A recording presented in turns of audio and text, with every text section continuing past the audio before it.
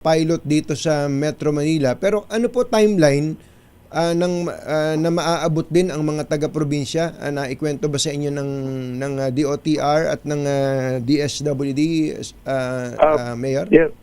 Apo, Katunying, ang priority for now is Metro Manila simply because nandito ho ang ating listings natin, mayors. But then again, meron na pong coordination with the other regions, and this is something that I'm aware of sapagkat napag-usapan din ho namin ito.